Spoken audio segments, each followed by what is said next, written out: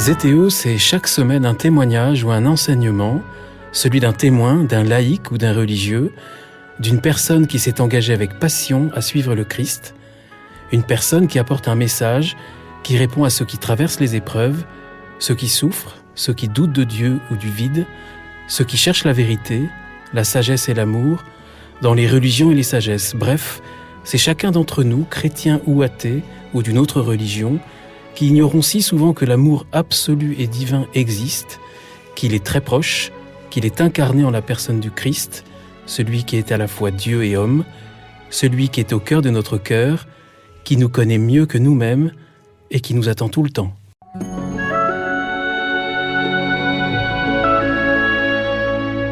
Bonjour aux auditeurs de ZTO, bienvenue pour un nouvel épisode. Je suis Guillaume Devoux et j'ai la joie de vous proposer aujourd'hui de rencontrer un missionnaire des temps nouveaux, Raphaël Cornu-Ténart. Bonjour. Bonjour. Raphaël Cornu-Ténart, merci d'avoir répondu à cette invitation. Vous êtes architecte, vous êtes marié, père de 6 enfants, la quarantaine très active, car vous avez plusieurs vies en une seule. On peut dire les choses comme ça ? Faut le dire comme ça. Parce que vous êtes aussi le fondateur d'Annuncio et du congrès Mission, que beaucoup d'auditeurs de ZTO, je pense, connaissent. Au cœur de votre vie, au cœur d'Annuncio et du congrès Mission, c'est l'annonce de la bonne nouvelle, l'évangélisation, la mission. Donc je suis vraiment très heureux parce que ZTO est un podcast d'évangélisation. Donc je suis très heureux de rencontrer un grand pionnier de l'évangélisation dans l'Église de France depuis quelques années. Je voudrais qu'on commence peut-être, si vous êtes d'accord, par le début, par ce qui est à l'origine, Raphaël, de votre mission, ce qui s'est passé quand vous aviez 22 ans. On est en Terre Sainte et il se passe quelque chose d'incroyable. Ouais, c'est vrai, merci de revenir là. C'est toujours génial de replonger dans les racines des appels, comment Dieu nous a appelés, comment Dieu transforme une vie, comment Dieu nous emmène, parce que c'est lui qui pilote tout, en fin de compte. C'est lui qui guide, et tous ces projets-là que j'ai pu faire, j'ai juste essayé de comprendre où bon Dieu essayé de nous emmener, ce qu'il voulait pour les moments qu'on vit, les temps qu'on vit. Alors, de fait, en 22 ans, je pars en Terre Sainte. Moi, j'étais catholique, j'ai une famille catho, mais je pratiquais plus. Pas particulièrement pratiquant, oui. Et je pars en Terre Sainte parce que je sais pas trop quoi faire de mon été, et que c'est une démarche plutôt culturelle qu'autre chose, c'est-à-dire retrouver ces racines qui sont les nôtres. Et puis ça fait des vacances sympas. Et ça fait des vacances sympas, exactement. T'as un gros groupe, grand pèlerinage avec un groupe très sympa, et on part, on part en Terre Sainte. Et on a commencé par marcher pendant 5 jours dans le désert. Et je reviens à ça parce que je crois que pour moi, finalement, je crois que la racine de beaucoup de conversions, c'est le désert. C'est les retrouvailles avec soi-même, l'aridité du désert, c'est les déserts. Alors pour moi, c'était un désert plutôt bienveillant. C'est un désert qui m'a nettoyé. C'est un désert qui m'a détaché de mes habitudes. On vit au rythme du soleil. Et ce désert-là m'a préparé mon cœur à la rencontre. Après 5 jours, on s'est retrouvés au bord du lac de Tibériade, et là, j'ai vécu une expérience incroyable. Oui, parce que tous ceux qui marchent dans le désert n'ont pas, au bout de 4-5 jours, l'expérience que vous avez eue. C'est possible, mais je pense qu'ils vivent tous une expérience. Ouais. Je pense sur les amoureux du désert, s'ils se laissent faire par le désert, s'ils se laissent rejoindre dans le désert, on touche du doigt Dieu créateur. On peut pas rester indifférent à cette immensité du désert qui nous dit quelque chose. Et ce désert qui est à la fois est désertique, c'est-à-dire que ça semble tellement aride et en même temps est tellement vivant. Quand on marche dans le désert avec des bédouins ou des habitués du désert, on découvre combien le désert est vivant, combien en fait il y a de l'eau, il y a des traces, on trouve de l'eau, on trouve des animaux, on voit des tas de choses, c'est vivant le désert. Et cette vie au milieu de cette mort apparente, elle travaille le cœur, je pense. Et alors donc on est au bord du lac de Tibériade, et qu'est-ce qui se passe ? Alors, au bord du lac de Tibériade, j'ai vécu ce que je qualifierais aujourd'hui d'une effusion sauvage du Saint-Esprit, c'est que il m'a pris par surprise. J'étais juste curieux de voir ce lac, et puis j'ai été saisi au cœur par la présence de Dieu. Là, Dieu était présent dans l'eau, les arbres, présent dans tout ce qui m'entourait, présent. Et tout à coup, Dieu, qui pour moi avant était très très distant, il venait me rejoindre, il venait toucher mon cœur, et on entrait en relation. C'est un coup de foudre, hein, vous dites que c'est... C'est vrai que c'est un peu un coup de foudre. Vous parlez de fulgurance. C'était... Ouais, il y a vraiment un avant, un après. C'est quelque chose qui s'est transformé dans mon rapport à Dieu, quelque chose qui s'est ouvert en moi. Je pense que Dieu a toujours été présent, qu'il est présent à toute vie, qu'il est présent voilà, chacune de ses créatures, mais que on n'est pas toujours nous-mêmes ouverts à sa présence. Et là, tout à coup, avec cette marche dans le désert, je m'étais ouvert, et là, mon cœur était disponible pour cette rencontre. Et alors c'est un état d'effusion, vous avez une effusion, vous ressentez l'effusion de l'esprit, et ça se passe comment après, les heures d'abord tout de suite, et les heures et les jours qui suivent?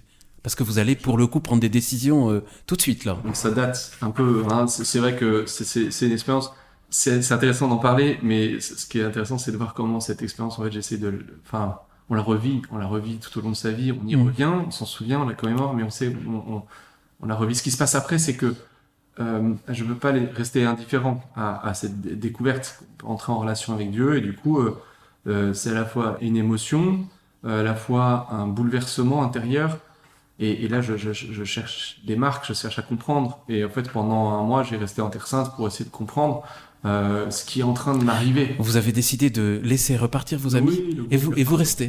Voilà. Je suis resté là-bas, j'ai été marcher un peu, j'ai été marcher jusqu'au Mont Sinaï. Vous êtes aussi passé par Nazareth d'abord?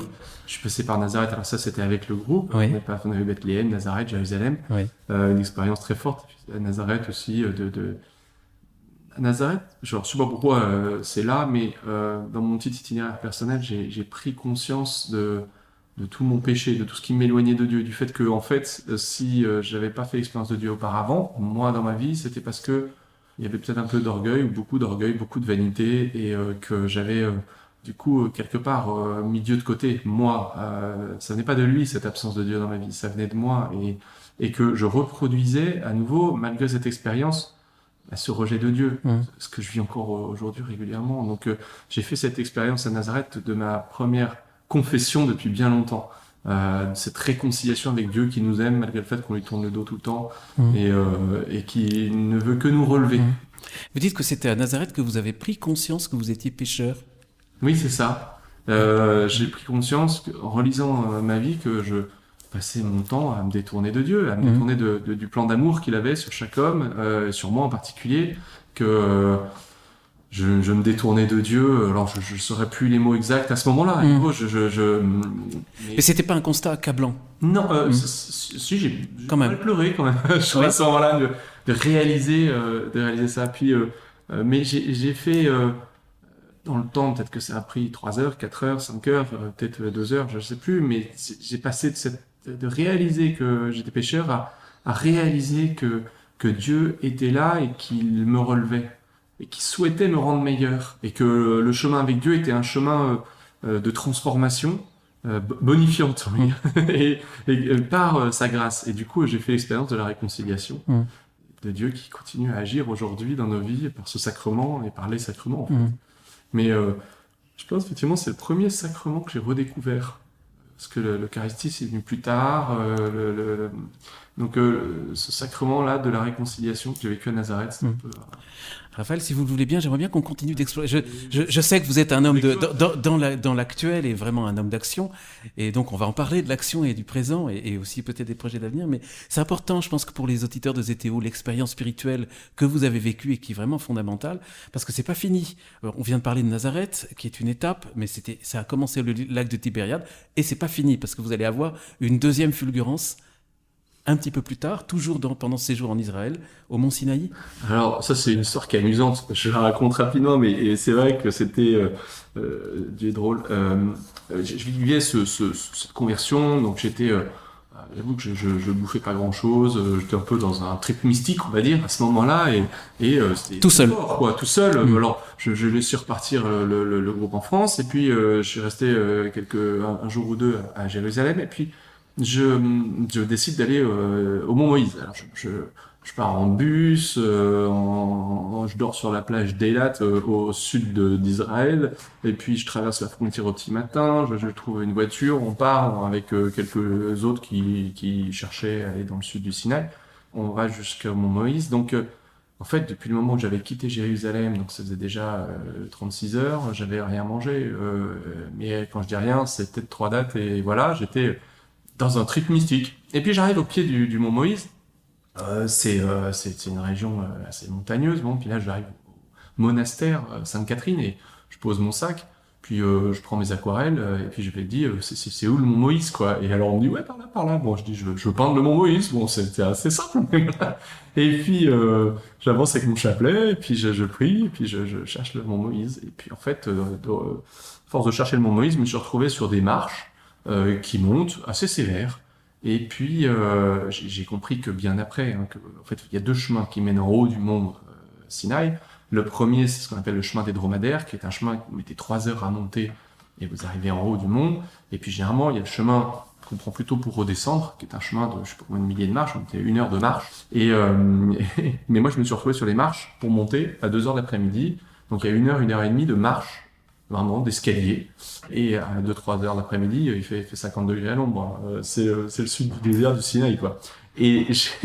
Et donc je me retrouve sur cet escalier à monter à 3 heures l'après-midi, ma gourde finit à la moitié de l'escalier, et là je commence à réaliser que j'ai faim, que je vois. Bon, puis j'arrive en haut, je tombe sur un bédouin qui était là, je rends grâce, je lui prends 3 bouteilles d'eau, je bois, je m'effondre, je m'endors, je me réveille 2 heures plus tard, plus de bédouins, plus personne, et là je réalise que je vais devoir attendre le petit matin, parce que les pèlerins ou les visiteurs n'ont pas le droit de dormir là-haut normalement. Donc vous montez à 3 heures du mat quand il fait frais, le chemin des dromadaires pendant 3 heures, vous arrivez en haut, vous contemplez le paysage, vous dites une messe et puis vous redescendez. C'est ça le schéma classique. Moi, il est 5 heures de l'après-midi et je sais que je dois attendre le lendemain matin pour voir les premières personnes. Et là, je ressens la fin de ma vie. Je me dis, mais je suis vraiment un imbécile. J'ai rien bouffé depuis 2 jours, j'ai monté cette montagne. J'ai faim, j'avais faim comme j'ai jamais faim. J'étais trop faible pour redescendre, et donc je me dis, je vais devoir passer la nuit ici. Et je vais, du coup, tuer le temps en allant peindre une aquarelle. Je vais faire ma fameuse aquarelle, je me suis assis sur un rocher, là je me mets à peindre. Et j'entends une voix derrière moi qui crie à un moment, « Raphaël !» Alors, je me tourne vers le ciel, je dis, Seigneur, oui, je suis là, ton serviteur écoute, c'est incroyable. Et, Raphaël! Alors, je me retourne, c'était quelqu'un qui m'appelait, j'étais très déçu. Mais c'est quelqu'un qui vous connaissait? Et non, je me retourne et le gars me dit, ah non, pardon, c'est pas vous que j'appelais. Très, très bien élevé. Et en fait, pas du tout, c'était, alors, je vais le voir, je range mes affaires, je dis, si, c'est moi que vous appelez, je m'appelle Raphaël. Il me dit, mais non, mais il y a un Raphaël dans mon groupe, il était derrière moi, puis de dos, j'ai cru que c'était lui. Et donc, je vous appelais en croyant appeler Raphaël du groupe. C'était des Français? C'était des Français. Ils montaient, il était 6-7 heures du soir, ils étaient en train de monter, alors que c'est pas permis. Donc je lui dis, vous n'avez pas le droit d'être là, qu'est-ce que vous faites là? Je commence à l'engueuler. Et il me dit, non, mais c'est très étrange, on devait partir à 3 heures du matin, et puis le responsable de notre groupe nous dit, faites vos sacs, on monte, on va dormir là-haut. Et on dit, mais pourquoi? Il dit, je sais pas trop, mais si, on y va. Moi, je lui dis, écoutez, je sais pourquoi vous êtes là. J'ai faim. Est-ce que vous avez de quoi manger? Et en fait, le gars me dit, oui, bien sûr, on a de quoi manger. Alors là, je rends grâce à Dieu dans mon cœur, incroyable. Je me dis, c'est fou, la providence. Un Seigneur, m'appelle par mon prénom pour me nourrir. Et en fait, là, il me dit, mais non, je suis désolé, par contre, on va devoir attendre un petit peu pour dîner, parce que d'abord, on va avoir la messe. Moi, la messe, c'est pas mon truc encore, là, j'ai rencontré Dieu. Je suis catholique, je suis content d'aller à la messe avec vous. J'assiste à la messe, et c'est là que j'ai vécu une expérience très très forte. Plus encore que d'entendre mon nom, plus encore que... C'est que la parole de Dieu et l'Eucharistie m'ont physiquement nourri. Et à la fin de cette messe, j'avais plus faim. Et résonnait en moi cette parole, je suis la vraie nourriture. C'est-à-dire que la parole de Dieu est une véritable nourriture, qui n'est pas que spirituelle. Elle nourrit notre être. Et notre être intérieur, c'était là, pour le coup, c'était aussi mon corps. Parce que c'était une grâce tout à fait sensible, on peut dire, mais qui m'a habité, qui m'habite encore aujourd'hui. De comprendre où est la vraie nourriture. C'est la parole de Dieu, c'est l'Eucharistie. Donc, voilà. Donc là, un épisode incroyable. Mais c'est très beau, et donc on marche par étapes, parce que on a commencé par la réconciliation, maintenant l'Eucharistie, et vous rentrez en France, et là votre vie pour le coup elle change. Alors à la fois elle est complètement changée, puis à la fois tout est à changer. Quand on revient à son habitat, quand on revient chez soi, on reprend immédiatement ses bonnes habitudes.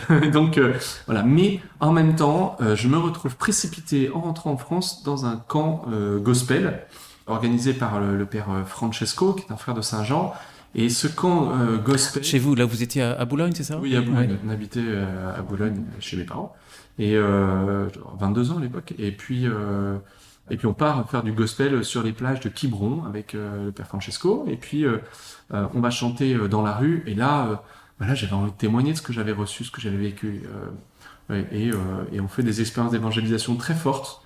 Donc c'est plus vraiment que du gospel, c'est surtout de l'évangélisation. C'est surtout de l'évangélisation, Ouais. effectivement. Le camp gospel qui consistait, on était réunis pour le plaisir de chanter du gospel, et en même temps le souci de témoigner. Alors, il y avait quelques missionnaires déjà dans ce groupe qui étaient très très zélés, et puis je me suis mis à leur école, hein, j'ai découvert ça à ce moment-là.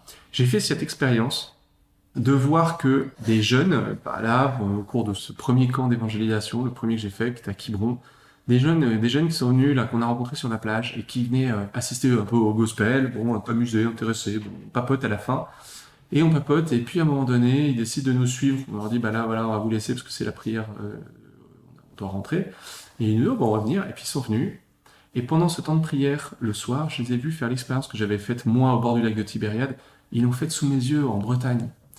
Et je pense qu'elle a été là, la révélation, le déclencheur, pour moi, d'un véritable appel. C'est que si on n'avait pas été à la rencontre de ces jeunes-là, sur cette plage ce soir-là, peut-être qu'ils n'auraient jamais rencontré le Christ. Et on n'est pas... on ne peut pas laisser nos contemporains privés de ce message. On ne peut pas laisser nos contemporains privés de ce message. On ne peut pas les laisser à l'écart de cette rencontre incroyable avec Dieu. Et ça dépend que de nous. C'est l'appel missionnaire. C'est l'appel missionnaire. C'est que si on ne va pas au-devant des gens, si on ne rend pas compte de notre foi, si nous ne sommes pas des témoins, en plus que d'être des bons chrétiens, eh bien, on prive nos contemporains de la foi. Pour autant, vous n'allez pas renoncer à la vie active, professionnelle. Vous vouliez être architecte, vous étiez étudiant, j'imagine, à ce moment-là. Oui. Et vous allez devenir architecte, vous allez vous marier. Des études, tout à fait. Ouais, alors je me suis posé beaucoup de questions de vocation. Quand même, oui. J'ai failli entrer au séminaire, bien sûr. C'est la vie avec Dieu, c'est toute une aventure. Ouais. mais effectivement, je me suis beaucoup impliqué dans les Pèlerins de l'Espérance à cette époque-là, pendant 3-4 ans. C'était quoi les Pèlerins de l'Espérance? C'est un groupe de jeunes à Boulogne, lié à la paroisse Sainte-Cécile. Boulogne près de Paris, hein. Et oui, Boulogne près de Paris, Oui. Boulogne-sur-Seine, qui existe encore ce groupe, et qui a pour vocation l'évangélisation. Alors on faisait des camps d'évangélisation sur les plages l'été, au ski l'hiver, quoi de mieux qu'un télésiège pour avoir 20 minutes de conversation avec quelqu'un. Et puis on faisait de l'évangélisation dans le métro, on allait à la rencontre des gens et on les invitait à la messe. Vous n'avez jamais peur de faire ça, justement? Faut quand même briser une certaine timidité, une certaine peur, une certaine réserve. La peur, c'est un sujet intéressant. J'ai peur, j'ai encore peur aujourd'hui. Oui. Chaque fois que j'y vais, j'aime pas faire ça. Je veux dire, Oui. c'est naturellement, c'est une expérience compliquée. La peur, ma petite expérience m'a fait découvrir qu'il y avait plusieurs niveaux de peur et plusieurs modes de peur dans l'évangélisation, des craintes. C'est-à-dire que la première, c'est effectivement la timidité. Je connais peu de gens qui aiment aller à la rencontre d'inconnus pour leur dire bonjour. On vient de la part de la paroisse pour vous parler de Dieu. Parce qu'on a toujours peur de se prendre un gros mur. Et un mur, c'est toujours douloureux parce qu'on y va avec une forme de disponibilité. Sur une plage, dans la rue, sur un télésiège, oui. Et quand quelqu'un vous envoie bouler, il y a toujours quelque chose en nous qui est un peu abîmé. Ça peut être aussi une forme d'ego qui est abîmée. Ça vous est arrivé souvent de vous faire envoyer balader, justement? La plupart du temps, quand on n'a pas une conversation avec quelqu'un, c'est parce qu'il a été indifférent, ça ne l'intéresse pas, il esquive. Donc, il n'y a pas d'agressivité, vraiment? Non, c'est très rare. D'accord. Très, très rare. J'ai jamais eu d'agressivité physique et des agressivités verbales. Parfois, il y a une tension. Et quand on commence avec une tension et que ça se détend et qu'on rentre dans une vraie conversation, il n'y a pas de plus grande joie parce qu'on a vaincu quelque chose qui est de l'ordre de l'appréhension négative. Et on est des acteurs de réconciliation dans ces moments-là. Donc, non, la peur, je vais vous dire, elle vient peut-être aussi d'autres choses. Il y a une peur plus spirituelle et parfois inconsciente chez le chrétien.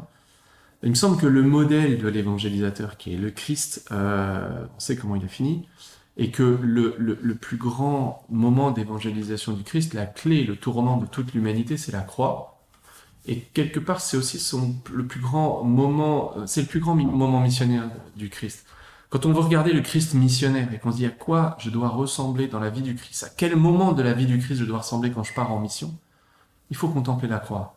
C'est le moment de la plus grande vulnérabilité du Christ, sa plus grande docilité, sa plus grande disponibilité pour tous les hommes. Or, c'est l'objet de l'évangélisation, c'est d'être disponible, vulnérable, offert pour les gens qu'on rencontre, c'est de les aimer avant même qu'ils nous parlent, c'est d'offrir ce moment. Et on a de la chance en France, le fait de donner notre vie, c'est pas courant. On voit le Père Hamel, on voit quelques-uns, mais en fait c'est quand même extrêmement rare. Dans les évangélisations courantes qu'on pratique dans Annunzio, il n'y a jamais eu d'altercation physique. Mmh. Mais au fond de nous, on sait que le témoignage, c'est le martyr, c'est la même chose. Martyr, ça veut dire témoignage en grec. C'est-à-dire que c'est une offrande de soi. Et donc, accepter d'avoir cette disposition intérieure qui est d'être vulnérable, faire donner pour un temps, pour 1 heure, 2 heures d'évangélisation, c'est un choix qui est compliqué à faire et qui est difficile. Et je pense que inconsciemment, tout chrétien qui part en mission sait que la bonne attitude, elle est là. Et donc, Qu'est-ce qui permet de dépasser cette peur ? Alors, c'est l'acte de foi, c'est de se rappeler qu'on est envoyé, c'est de se rappeler qu'on n'y va pas par nous-mêmes, que en fait toute notre vie doit être offerte à Dieu, parce que c'est notre vocation de chrétien. Mais on n'est pas toujours des héros, donc c'est l'acte de foi, ça reste là. Il me semble que les saints ne sont pas des héros, il me semble que les martyrs des premiers siècles, comme les martyrs d'aujourd'hui, ne sont pas des héros. Je pense que le Père Hamel, juste avant de mourir, avait peur. On a peur, c'est normal. Et peut-être qu'on est dans une époque où on manque de courage. Ça, c'est très très probable. Et moi, le premier, je manque souvent de courage. J'ai qu'une envie, c'est que mon binôme d'évangélisation annule au dernier moment. J'ai qu'une envie, c'est de tomber très malade 10 minutes avant. Mais il y a peut-être aussi des cadeaux, Raphaël, justement. Exactement. Donc, on sait qu'il y aura peut-être des cadeaux, donc on franchit aussi cette peur. Des gratifications. Ça, je pense que le Seigneur bénit les missions qu'on vit juste assez pour qu'on se rappelle que ça a du sens. Mais pas forcément pour que ça soit confortable. C'est jamais confortable d'évangéliser. Si ça commence à le devenir, c'est qu'il y a peut-être un problème. En revanche, il y a une autre façon aussi de vaincre cette peur. Ça, c'est l'expérience qui parle. C'est de pratiquer régulièrement l'évangélisation. Si on rend compte de notre foi à des non-croyants que très peu souvent, à chaque fois, c'est comme de faire un geste qu'on pratique, qu'on fait jamais.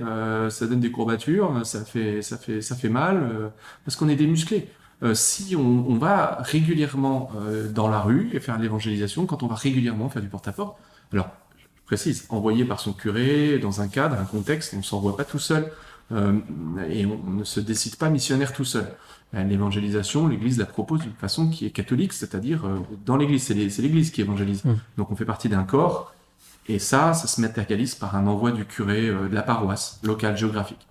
Petite parenthèse fermée, mais ça pourrait être intéressant d'y revenir. Mais en tout cas, pratiquer régulièrement l'évangélisation fait que l'appréhension humaine et la part de timidité disparaissent, ou en tout cas on apprend à se botter les fesses pour y aller un peu plus spontanément, et parce que cette part d'humanité, elle prend beaucoup le dessus sur la démarche missionnaire. Donc ces initiatives, vous n'en manquez pas, Pèlerin de l'Espérance. Ensuite, vous allez créer le pendant du Halloween, le Halloween des chrétiens. C'est pas le pendant, c'est que on voyait se développer très très fort dans les années 2000, 2001, Halloween, surtout à Paris, on voyait, ça devenait hallucinant. Et on se dit, mais c'est génial cette fête d'Halloween. Parce que on parle pendant cette fête d'Halloween de la mort, de l'au-delà, et nous on a des super trucs à dire sur l'au-delà. Et toute notre espérance vient du fait qu'il y a un au-delà justement. Donc on s'est dit, on va monter un journal qu'on va distribuer partout, autant que possible, dans toutes les paroisses, sur la question de la mort et de l'au-delà, le jour d'Halloween. Et puis on va faire une fête pour inviter tous les gens qui veulent à faire une fête gratuite avec des concerts et puis l'adoration du Saint-Sacrement à Place Saint-Sulpice. Donc 2002, 2003, 2004, on monte ce projet avec le diocèse de Paris. Et il y a eu un monde fou, c'était extraordinaire. Il y a eu, je sais plus, la première année, il y a eu 8 ou 9 000 personnes qui sont venues. La deuxième année, c'était des 12, 15. Puis la troisième année, il y a eu 20 000 personnes. C'était phénoménal.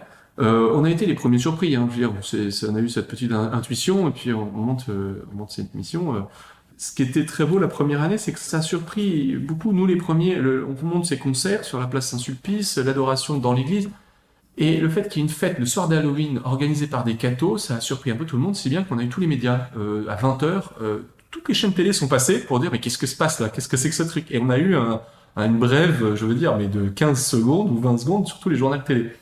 Et à 20h30, on a vu une foule de gens arriver, grimés, déguisés en Halloween. Et on a eu plein de fantômes de Dracula et tout ça, et qui sont arrivés pour faire la fête place Saint-Sulpice. Et donc, l'église de Saint-Sulpice était remplie de Dracula, c'était génial. Et on avait 50 prêtres qui... C'est pourtant une des plus grandes églises de Paris. Et 50 prêtres qui n'ont pas arrêté de confesser toute la soirée, des diacres qui bénissaient les gens. On a mis en place tout un dispositif pour accueillir les gens et proposer la rencontre avec Dieu. Il y a eu des demandes de baptême, enfin, c'était très très beau. La mission continue, Raphaël Cornu-Ténart. J'aimerais que vous me parliez en 2004 d'un songe qui a été à nouveau un point de contact très fort pour vous. Oui, Dieu. Alors là, le bon Dieu est passé par... Bon, de toute façon, ça peut paraître un peu surréaliste, effectivement, un peu un délire, mais voilà, il a choisi de passer comme ça, à ce moment-là, pour me demander de me mettre au boulot pour sa mission. J'étais en revenant d'Holy Winds, justement, on revenait... Le cadre est intéressant. Je revenais de cette soirée d'Holy Winds, on est parti se reposer à la campagne, dans le Loiret, à 1 heure de Paris. Et puis... le dimanche, on décide de rentrer à Paris pour la messe, et puis on est bloqué, les embouteillages, tout ça, on sera de toute façon en retard. On fait demi-tour sur l'autoroute, et puis on revient à notre point de départ. Et là, on cherche une messe, un dimanche soir, et on ne trouve pas de messe. Jusqu'à ce qu'on tombe sur un prêtre africain, qui nous accueille chez lui, qui nous ouvre sa maison, qui célèbre la messe pour nous dans son grenier, et puis qui ensuite nous offre l'apéro, et qui nous dit « J'ai pas vu de jeune depuis 3 ans. Depuis 3 ans, je suis en France. Depuis 3 ans, j'ai pas vu un jeune. » Et un prêtre d'une gentillesse extraordinaire, le père Mickey. Et le père Marcel, on garde un lien, il a marqué ce moment-là. Il nous a beaucoup touchés par le fait qu'il est arrivé d'Afrique, où c'était la vie, et puis il était en France, et c'était un peu le drame. Et donc, ensuite je rentre chez moi, et au cours de la nuit, je suis vraiment réveillé par un son, genre une image en fait, c'était une image... je vois des gens qui font comme un râteau, comme pour nettoyer un lot de camp, quoi. Donc ils sont en rang là, et ils avancent dans un champ de blé, mais le blé est haut. Ils sont pas en train de moissonner le champ de blé, ils sont en train d'avancer comme pour faire un râteau dans un champ de blé. Vous voyez, on pourrait voir cette image dans un film. Un champ qui n'était pas moissonné. Un champ qui n'était pas moissonné. Et je me réveille avec cette image-là. Je me réveille le lendemain à notre travail. En fait, au bout d'une semaine, cette image me travaillait tellement que je me dis, je prends conscience, j'en parle à des copains, puis en fait, Dieu est en train de dire quelque chose. Et voilà comment on a reçu cette image. C'était le champ de blé, c'était la France, simplement. Et le râteau, c'était que il fallait mettre en œuvre des moyens, et de l'énergie, des méthodes, pour que tout le monde entende la bonne nouvelle de l'Évangile. Mais tout le monde. Et que si on n'employait pas un peu de méthode, on passerait à côté de plein de gens. Voilà. C'est ça qui a inspiré la création d'Annunzio, c'est quelques années plus tard. Exactement, quelques années plus tard, on crée Annunzio comme un râteau qui remonte du sud de la France jusqu'à Paris et qui va... les dents du râteau, ça va être un peu des villes de mission. Donc on va se retrouver tous au départ à la Sainte-Baume, où a vécu Marie-Madeleine, et c'est la terre de l'arrivée des premiers chrétiens, par le Sainte Marie de la Mer, tout ça. Et puis en fait, on a remonté, on avait des missions de Cannes, Saint-Tropez, jusqu'à Lyon, Toulouse, et puis jusqu'à Paris. Et puis on se retrouvait à la fin du festival, tous à Paris. C'était un peu l'idée, c'était de répondre à cet appel du bon Dieu. Et au bout de quelques années, 2-3 ans, on avait en même temps un départ dans l'ouest à Sainte-Anne-d'Auray, et puis on montait des missions jusqu'à Brest. Il y avait des missions, il y avait des points, un départ. Puis tous les jeunes partaient en mission dans des villes, on avait jusqu'à 15 villes de mission partout en France, et puis on remontait jusqu'à Paris. Mais c'est toujours actuel, Annunzio. C'est actuel. Oui. Sauf qu'il y a eu des évolutions, évidemment, on n'est pas installé. Depuis, il y a eu des changements. En 2015, on a décidé d'arrêter ce retour à Paris qui était très très lourd logistiquement, et de faire des missions qui reviennent au point de départ. On faisait Montpellier, on partait faire des missions un peu partout, mais à maximum 4 heures de route, et puis on revenait à Montpellier pour la fin. L'activité principale d'Annunzio à l'époque et maintenant, c'était quoi et c'est quoi aujourd'hui ? L'activité principale d'Annunzio, c'est de faire que tout chrétien devienne un témoin. Donc c'est former à la mission et évangéliser. C'est les deux, c'est-à-dire que l'un ne va pas sans l'autre. Il faut évangéliser pour pouvoir former à l'évangélisation, et la formation passe par l'exercice. Donc, c'est quoi? C'est des week-ends de formation? C'est des rencontres? C'est des missions, on va dans les des paroisses, séminaires? on a des formations à l'évangélisation, on aide les paroisses à mettre en place des missions, et puis on a des missions d'évangélisation qu'on fait nous-mêmes, le festival de l'été.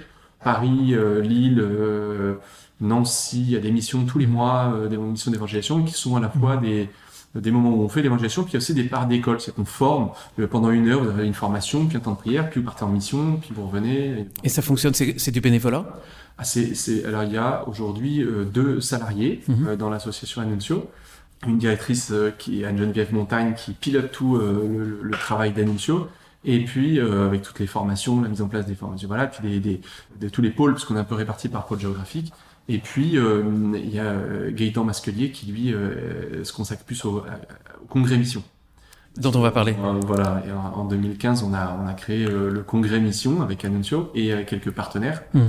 On en reparlera, mais tout ça, vous l'avez mené tout en ayant une vie professionnelle, une vie familiale, très active. C'est pas des choix. Votre femme est autant engagée que vous Ma femme est bien plus engagée que moi. Voilà, on s'est épousés. On a épousé le Christ en s'épousant l'un l'autre. On a décidé de consacrer nos vies. Vous avez dit dans une interview, j'ai bien aimé cette expression, vous aviez des choix à faire et finalement avec mon épouse, on a décidé de tout choisir.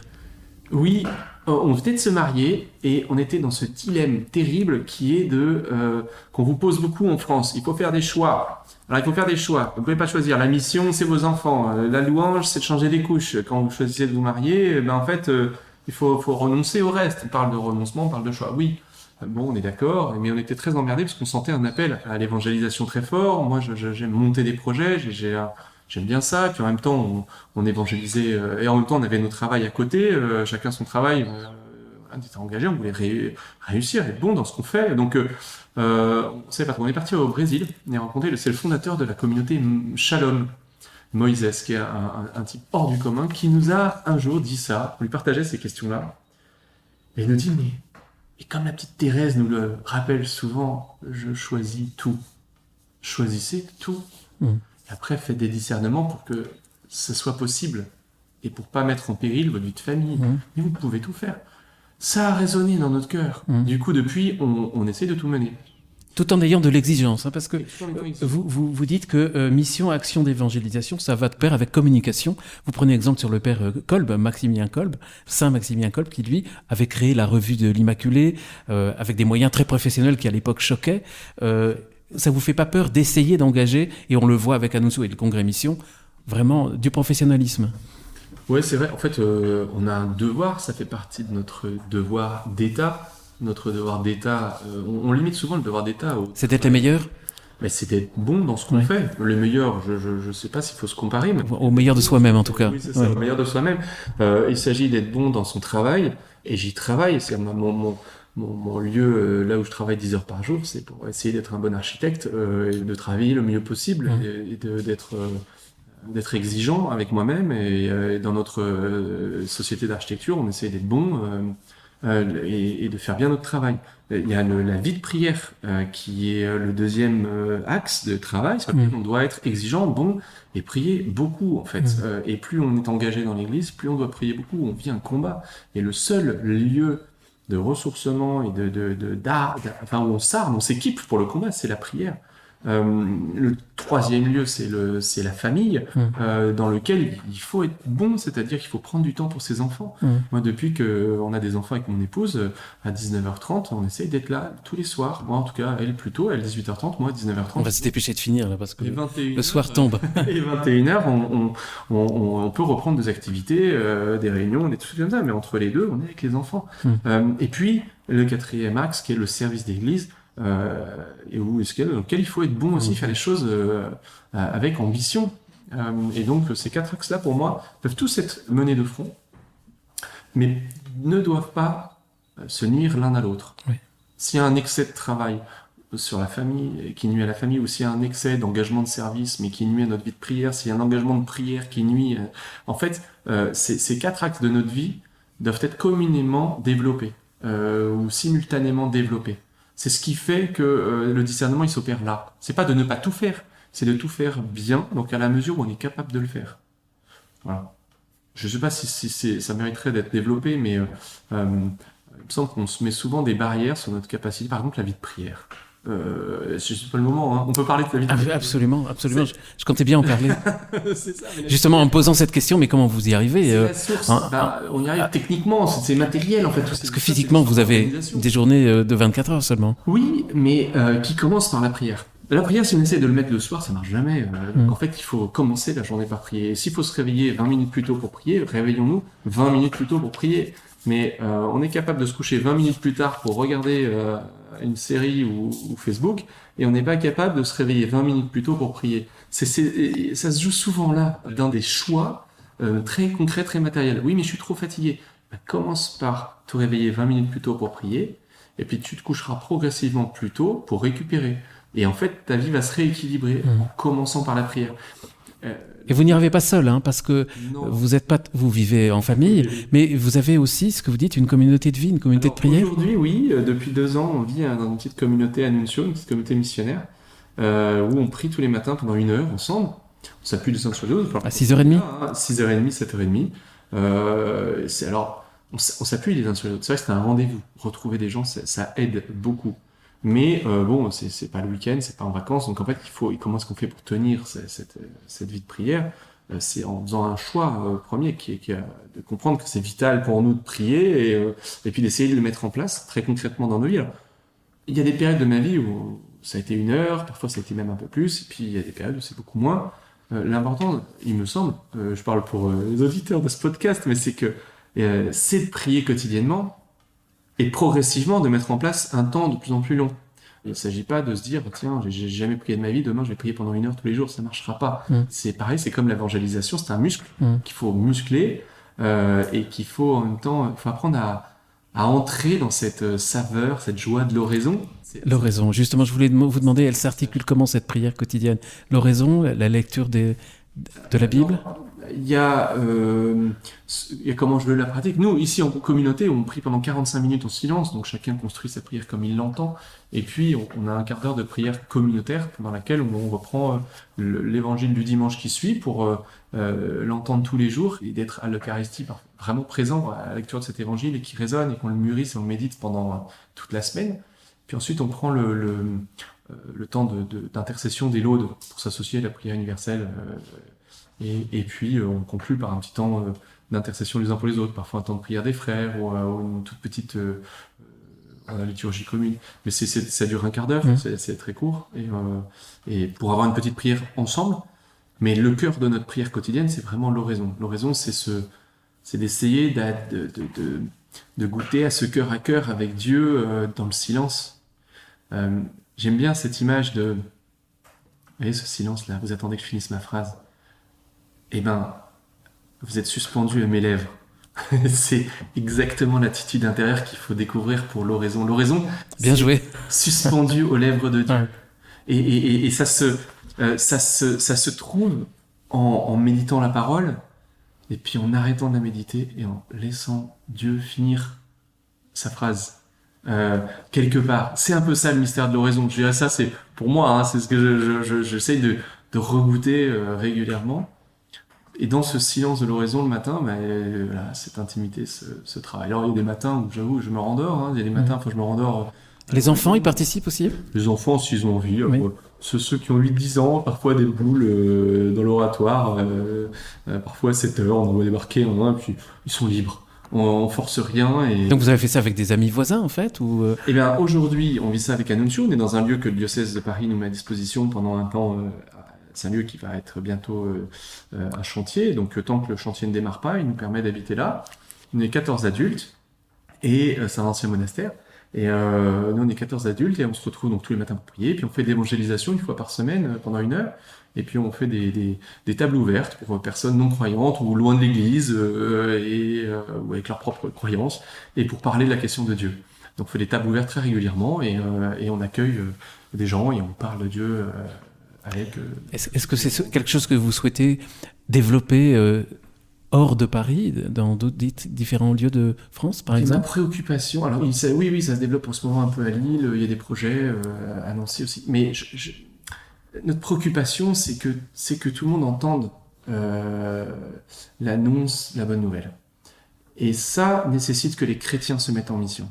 Pour que les chrétiens se mettent en mission, il n'y a pas 36 façons, il y a un moment donné de susciter un élan, de créer des petits brasiers missionnaires à droite, à gauche, ça doit être d'abord dans les paroisses.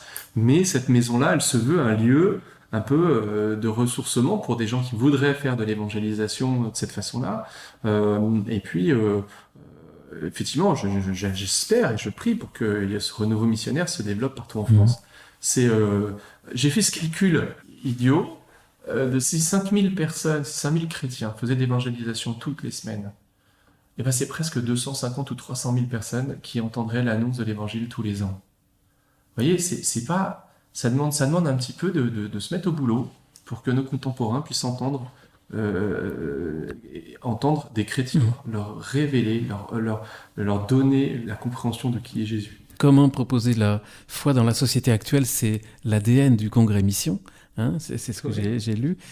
Et alors, le Congrès Mission, on y vient, si vous voulez bien, Raphaël.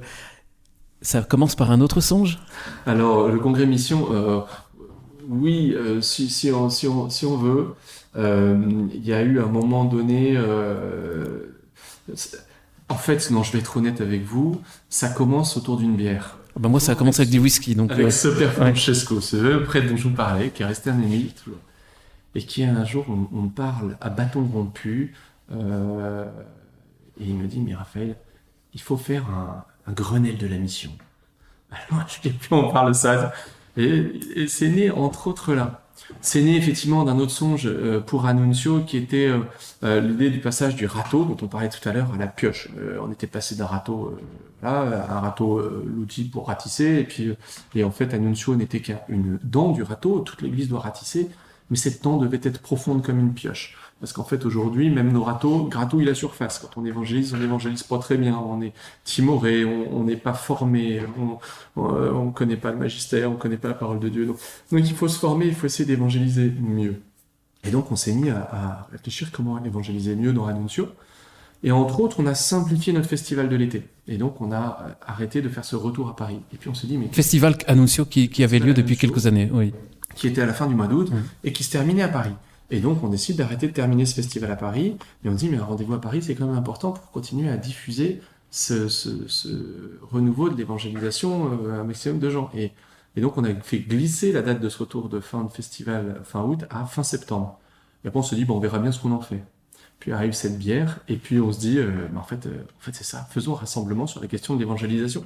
En fait, on s'est aperçu avec Annunzio que beaucoup de gens se mettent en mission partout en France. Il y a beaucoup de prêtres et de laïcs qui se disent, mais on a envie d'aller voir nos contemporains pour leur parler de Jésus, mais on ne sait pas comment s'y prendre. Ou alors on essaye des trucs, ça marche, c'est super. Ou alors on essaye des trucs, ça marche pas. Et on s'est dit, mais mettons en commun toutes nos expériences, et puis partageons nos clés, nos idées, nos découvertes, pour qu'on s'enrichisse les uns les autres. Et c'est ça l'idée du Congrès Mission. Premier Congrès Mission en 2016 2015. Septembre 2015. Et depuis, c'est 2020, le dernier Congrès Mission. Là, vous êtes passé entre les gouttes pour les confinements. C'était extraordinaire. Ouais. On a voulu maintenir. Et on a maintenu, malgré les risques d'interdiction de la préfecture. Et en fait, on est heureux d'avoir maintenu parce que beaucoup de gens étaient tellement heureux de se retrouver. Il n'y a pas eu de rassemblement pendant l'été, il y a eu très peu de choses. Et on a mis en place tout le dispositif pour éviter les risques de propagation du virus. Et en respectant tout le dispositif, on n'a pas été un cluster, rien du tout. Et malgré tout, on a pu assurer un événement qui a réuni beaucoup de monde. C'est combien de participants ? Cette année, c'était plus de 2500 participants. L'année 2019, on était plus de 5000. On attendait 7000 participants, puis on était 2005 en présentiel. Après, il y a eu des participants à travers tous les lives qu'on a fait. Alors justement, cette année, le programme s'enrichit et se diversifie. Pour le Congrès Mission. Oui. Les dates, début octobre. Donc, le Congrès Mission n'aurait pas lieu à Paris, mais dans des villes en province. Des villes de province ont décidé de se saisir du Congrès. Donc aujourd'hui, c'est 11 villes qui montent le Congrès Mission, dont 9 villes en région, en métropole, plus Fort-de-France et Bruxelles. Début octobre. 1er, 2 et 3 octobre. On fait ça dans 11 villes. On est à Lille, à Strasbourg, à Besançon, à Rennes, à Toulouse, à Lyon, à La Rochelle et Aix-en-Provence. C'est un peu triste pour les Parisiens ? Eh bien non, ça oblige les Parisiens à se bouger un peu. Et plus d'un tiers des gens, plus les 2 tiers même des gens n'étaient pas parisiens au congrès mission les 2 dernières années. Et donc, à nous d'aller rejoindre des congrès missions en province. Il y a un thème particulier pour le congrès mission ? Proposer la foi dans la société actuelle. En fait, c'est toujours le même thème. C'est toujours cette question qu'on continue à creuser. Oui. Après, il y a des nouveaux champs de travail qu'on ouvre tous les ans. C'est poser la question de la guérison. Le Seigneur envoie guérir, mais en vue de la conversion. Il envoie délivrer, donc ça pose la question de la délivrance, en vue de la mission. Donc en fait, c'est des thèmes qu'on cherche à travailler, à mieux comprendre, mais toujours axés sur la question de la proposition de la foi dans la société. Le temps passe, Raphaël Cornu-Ténor. La pandémie a un impact ? L'impact sur la préparation, est-ce que ça change ? Est-ce que ça modifie votre projet ? Alors, non, absolument pas. Nous, on a l'inquiétude contemporaine ou la crise, en quelque sorte, identitaire que ça provoque. La pandémie nous a appris tous à se servir des visios, tout ça. Donc, en fait, ça facilite beaucoup l'organisation multiple. Non, c'était plus par rapport à la pensée, à la stratégie. Je pense que la crise qu'on traverse nous ramène à des questions plus existentielles. Elle impacte nos missions de rue. Je veux dire, c'est vrai qu'on a des conversations qu'on n'avait pas avant, qui vont plus vite, des choses plus essentielles. Il y a une gravité qui est installée et qui est douloureuse pour beaucoup de gens et qui rend le congrès mission d'autant plus nécessaire. C'est notre conviction. On vit ça comme un devoir encore plus important que ça n'était avant. La pandémie a créé des pauvretés qui n'existaient pas. Donc, oui, elle a un impact. De toute façon, elle impacte toute la société, cette pandémie aujourd'hui. Est-ce que vous ne pensez pas aussi que ça peut être quelque part une opportunité, parce que le modèle de cette société de consommation est en train de se briser, pour le coup ? Oui, alors... Avec en plus la crise écologique. Je pense qu'il y a avant une prise de conscience écologique qui, depuis 2015, avec le Datosim, mais maintenant aussi depuis 2018-2019, une sorte de réveil des consciences autour de la question écologique qui a précédé la pandémie. Qui a été accentué encore par la pandémie, mais la prise de conscience de l'urgence de changer de modèle de vie et qu'on arrête d'être centré sur les loisirs et la consommation, mais qu'on trouve des nouveaux lieux, la sobriété de vie, les nouveaux lieux de développement personnel et communautaire. C'est en train de bouleverser beaucoup de choses dans la société. Raphaël Cornu-Ténor, je tiens à vous remercier vraiment de tout cœur pour cette participation. Je vais vous libérer parce que vous avez d'autres obligations, vraiment de tout cœur. Je vous remercie. Le bonheur, s'il n'est pas dans la consommation, il est où alors ? Mais il est en Dieu. Il est en Dieu. Mais il est en Dieu. Ouais. Le bonheur, c'est qu'il est dans l'union avec Dieu, c'est la vie éternelle. La vie éternelle, c'est de te connaître, toi, le seul vrai Dieu. Ma conviction, c'est que entrer dans la vie éternelle, c'est ça le bonheur. Et ça peut commencer tout de suite. Un tout petit message aux auditeurs de ZTO juste avant de conclure. La semaine prochaine, on rentre dans le temps très fort de la Semaine Sainte. Ça commence par le Dimanche des Rameaux. Comme l'an dernier, ZTO va vous proposer d'aller vers Pâques avec une retraite de Semaine Sainte, inaugurée avec le père Stan Rougier, ensuite menée par le père Paul Habsbourg. N'hésitez pas à partager, à la faire connaître et faire connaître ZTO. Et puis c'est aussi une période importante pour nous. Nous faisons également appel à vous, à votre générosité, pour soutenir l'effort de ZTO qui est distribué gratuitement, qui doit rester gratuit. Alors dans le descriptif de cet épisode, ou notre newsletter, comme sur notre site, vous trouverez facilement le lien pour effectuer un paiement en ligne sécurisé. D'avance, un grand merci à ceux d'entre vous qui le peuvent et qui le veulent. Sans vous, ZTO ne peut pas continuer sa mission d'évangélisation. Un grand merci à vous tous, chers auditeurs, même ceux qui ne peuvent pas donner, car la mission de ZTO, c'est d'abord d'être écouté, de rejoindre le plus grand nombre d'entre vous. À bientôt donc, chers auditeurs. Raphaël Cornu-Ténor, merci encore pour cette participation. À bientôt, à la semaine prochaine, chers auditeurs, et à bientôt.